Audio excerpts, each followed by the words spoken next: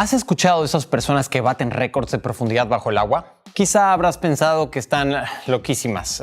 Ese deporte que a muchos les parece inaudito se llama apnea. Y cuidado, si eres un alma apasionada, puede generar adicción.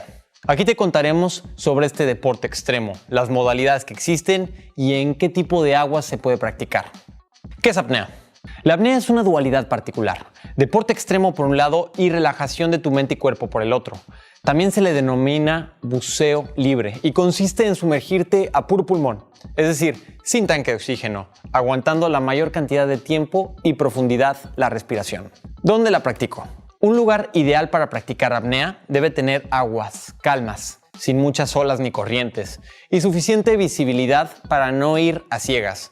Existen diversos lugares fascinantes a lo largo del mundo que te regalarán una gran experiencia de apnea. Egipto, Honduras, Grecia, Francia y, por supuesto, el hermoso Mar Caribe. Entre muchos otros sitios, en la península de Yucatán tenemos regalos naturales llamados cenotes. Estas hondísimas pozas de agua dulce son una locación espectacular para disfrutar del buceo libre. Modalidades de la apnea. Existen diversas modalidades en el buceo libre, cada una con sus diferentes características dependiendo del movimiento del atleta y el uso de cierto equipo. Estos son algunos de los principales. Apnea estática. Esta modalidad consiste en que el apneísta aguante la mayor cantidad de tiempo sin respirar bajo el agua. Puede estar en la superficie o completamente sumergido. Apnea dinámica. En este tipo de apnea se busca ganar distancia, no profundidad. El atleta nada de manera horizontal.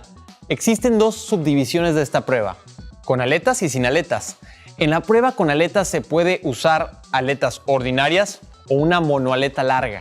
En cuanto a la prueba sin aletas, cualquier método de propulsión ajeno al cuerpo está prohibido.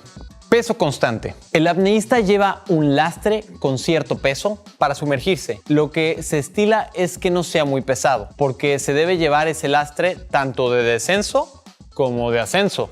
Nadie va a querer dificultar su propia salida del agua. En esta modalidad está prohibido impulsarse con la cuerda. Existen dos variaciones, con aletas y sin aletas.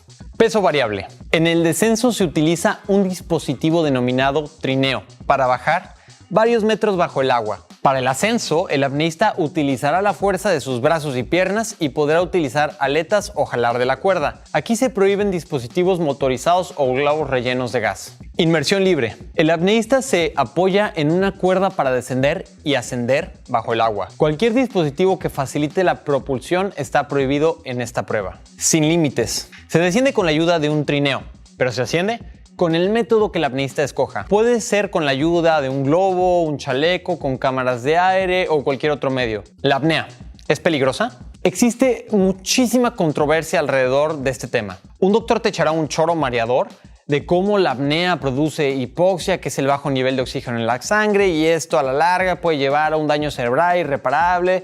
Los apneístas y las asociaciones internacionales de este deporte defienden que esta actividad no repercute en la salud y tienen la historia de su lado. Después de todo, a ningún apneísta le ha pasado eso. Estadísticas de accidentes. Pero de lo que más se discute no es de si hay o no daño cerebral con los años. El mayor debate da con el tema de los accidentes. Un riesgo es presentar un síncope, que es parecido a un desmayo. Pero aparte de la pérdida de conciencia, se paran momentáneamente el corazón y la respiración. Esto bajo el agua deriva en el ahogamiento. ¿Cuál es la estadística? ¿Qué dicen los fríos números? Viendo las cifras todo se hace muy claro. En la apnea competitiva, la tasa de mortalidad es de 1 de cada 50,000 apneístas. No es una cifra alta. Para que te des una idea, existen muchos más accidentes practicando ciclismo y buceo ordinario que apnea. Entonces, ¿qué pasa? ¿Por qué siempre escuchamos noticias de que el apneísta X o Y se mató en una inmersión? La mayoría de estos accidentes ocurren fuera del contexto competitivo. Se dan de manera casual, sin las condiciones de seguridad apropiadas. Ahora bien, esto que voy a decir es obvio, pero lo dijo Santiago Jacas, que es el presidente de la Asociación Española de Apnea Deportiva. La apnea es una actividad segura, siempre que se cumplan con los requisitos de seguridad. La estadística no es tan positiva para la apnea recreativa. 1 de cada 500 personas mueren por practicarla. Aquí es cuando se hace evidente el arduo trabajo de los organismos internacionales como AIDA al regular las competencias de apnea y todos los protocolos de seguridad que implementan. La apnea recreativa en general no goza de esta atención al detalle. Es por eso que como apneísta, aunque no estén los representantes de AIDA para multarte o amonestarte, debes maximizar tu procedimiento de seguridad. Literalmente, tu vida depende de ello.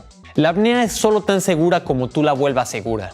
El primer paso es que te certifiques en apnea. En un curso de certificación te enseñarán la teoría, práctica y qué hacer en caso de accidentes. Querer comenzar en el buceo libre sin conocimiento previo es altamente peligroso.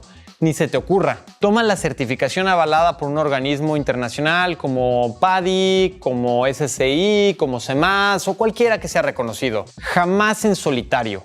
Este no es un deporte para forever alones. Es muy importante practicar apnea siempre en compañía. Tu acompañante debe estar muy familiarizado con los procedimientos de seguridad y debe tener la capacidad de sacarte del agua en caso de que te desmayes. Siempre sumérgete con la supervisión de esa persona. No buceen al mismo tiempo. Uno debe bucear mientras el otro vigila desde arriba. One up, one down. Sé muy prudente. La apnea se trata de autoconocimiento, no de demostrarle nada a nadie. Un exceso de confianza y no saber tus propios límites pueden costarte muy caro, como cualquier deporte extremo, ¿o no? La progresión es muy importante. Tampoco te sumerjas si te sientes enfermo, deshidratado o cansado. Ahora, está muy de más decir que por ningún motivo lo hagas bajo los efectos del alcohol o drogas. Debes sentirte al 100 para practicar apnea y no debes tener ningún problema para poder compensar tus oídos. Conoce el contexto. Sé muy consciente de las condiciones donde vas a sumergirte. Clima, corrientes, visibilidad y tráfico en la superficie de otras embarcaciones. Equipo adecuado. Usar el equipo adecuado hará que tu experiencia sea más cómoda y segura. Por ejemplo, una computadora de buceo no solo te ayudará a entrenar y progresar, sino a medir el tiempo en profundidad, temperatura y emitirá alarmas de profundidades, entre otros monitores que te ayudarán a estar seguro bajo el agua. Comienza a practicar apnea. Esperamos que con este video te hayas motivado a vivir una experiencia de libertad subacuática. Recuerda que es súper importante seguir todas las medidas de seguridad al pie de la letra. Si ya estás decidido por comenzar en este deporte, te recomendamos que cheques la descripción de este video donde podrás encontrar todas las certificaciones de apnea que tenemos en México, ya sean PADI, SSI, con los mejores instructores. Anímate a vivir una increíble aventura en las cristalinas aguas de Bacalar, por ejemplo. Vamos a tener un viaje en noviembre por si quieren acompañarnos. Si están viendo el video después de esa fecha, aún así pueden encontrar más certificaciones abajo en este video. Y si quieren saber más de la apnea, aquí les dejamos 6 tips para hacer apnea, los 10 cenotes para visitar en Quintana Roo y pueden siempre hacer una actividad colaborativa en journey.app. Recuerden darle like a este video, comentarlo, suscribirse al canal. Si creen que nos faltó algo, si creen que debemos de agregarle algo más, échense un comentario. Es bueno empezar a hacer comunidad y que este deporte empiece a tener difusión en nuestro país. Nosotros somos journey.app y hasta la próxima.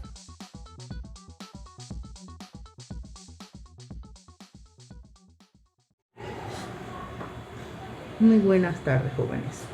Les habla la profesora Galimón. La semana pasada tuvimos la oportunidad de iniciar el trimestre con un contenido relacionado con un deporte, que era la apnea. Entonces, se les dio a ustedes directrices en torno a ella, se les informó, se les presentó un video en donde el especialista estaba estableciendo qué era la apnea, dónde se practicaba y cuáles eran los riesgos, como también cómo los atletas podrían hacer para evitar situaciones en donde se comprometiera su vida.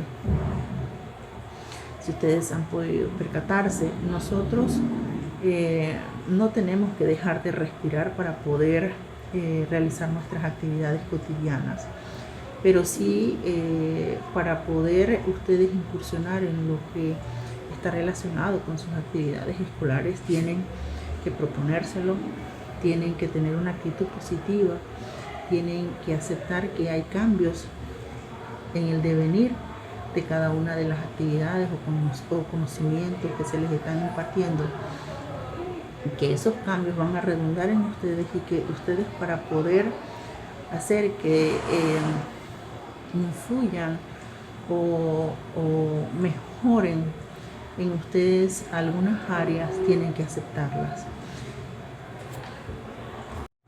En el día de hoy nosotros vamos a tratar de desarrollar un tema muy importante que habla y trata más o menos sobre aquellas normas, aquellos principios, aquellas reglas que nos ayudan a nosotros como seres humanos a poder participar de las diferentes actividades que se da en ese grupo llamado sociedad, para poder nosotros entonces integrarnos a ella y pertenecer a esa gran familia, de personas, identidades que hacen que nuestra vida sea más llevadera, podamos desarrollar diferentes actividades que podamos ser y tener.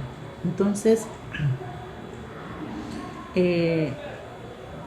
hay diferentes tipos de adaptación. Hay adaptaciones sociales, adaptaciones morfológicas, adaptaciones fisiológicas, que dependiendo del ser se van a dar, ya sea para poderse proteger, para poderse defender o para poderse integrar. Nosotros como seres humanos utilizamos esa pequeña palabra llamada adaptación, que no es más una serie de cambios que se dan en el devenir histórico de la persona, en el ambiente en donde se desarrolle, y que va a depender de él si puede o quiere aceptar esas normas y reglas que le van a permitir integrarse al grupo. Una de las definiciones que se encuentran en torno a el tema de la adaptación dice que es un proceso en el cual un grupo o individuo modifica sus patrones de comportamiento. ¿Y cuáles son esos patrones de comportamiento? La manera de pensar, de actuar, de sentir, atendiendo a las normas que en ese momento se están dando en el grupo. Entonces,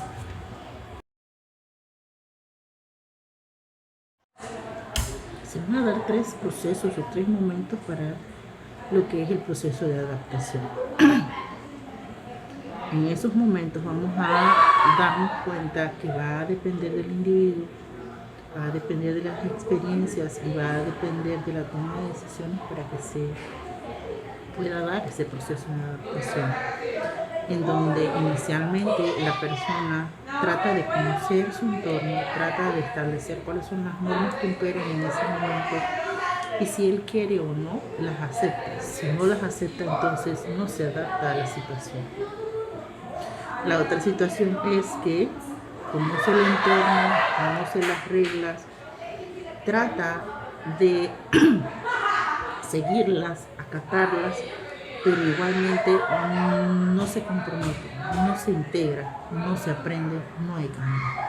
Y por último, pues, conoce el medio, conoce las reglas, adopta las reglas, las aplica, entonces hay un cambio y se adapta a la situación, al ambiente y a las condiciones que se les ofrezca. Ese sería el proceso para poder entonces integrarse y que haya esa adaptación que se requiere. Un ejemplo claro sería, nosotros aquí en el colegio damos varias materias, pero hay algunas materias, por ejemplo inglés, francés, en donde hay algunos estudiantes que todavía a esta fecha no han interiorizado, ni se han comprometido, ni se han dado el momento para poder entender su importancia, para poder aprender y para poder entonces aceptar que dentro de las normas y dentro de lo que ellos eligieron para estudiar, esas materias les pueden ayudar. Y el caso es el más fácil, el más real, en donde va a depender de que tú te comprometas, va a depender de que tú cambies de actitud, va a depender de que tú busques la manera poder aceptar, acercarte a una persona que te pueda apoyar, y entonces haya ese cambio, esa actitud positiva de que yo quiero y puedo hacer las cosas. En el momento en que tú aceptas cuáles son tus fortalezas y que sí, puede que tengas límites, entonces puede haber la posibilidad de que tú mejores, de que tú logres un cambio significativo en la situación, y entonces puedes aprender de la información que se te está ofreciendo. Luego de presentarte esta información, nosotros vamos a tratar de hacer un taller en donde, a partir de un texto paralelo o de una técnica de estudio llamada texto paralelo, se te va a ofrecer una definición, lees el contenido, estableces o le das un significado a la definición que se te ha ofrecido de adaptación, y entonces con tus palabras. La segunda actividad que vas a realizar es una sopa de letras. En esa sopa de letras vas a determinar cuáles son los procesos que se dan para que la adaptación se pueda realizar. Y por último, a partir de unas ilustraciones, vas a organizar cómo se da el proceso de adaptación, esperando pues que logres captar el mensaje, logres establecer una definición propia del tema y que sea de provecho para ti. Que pases buena tarde.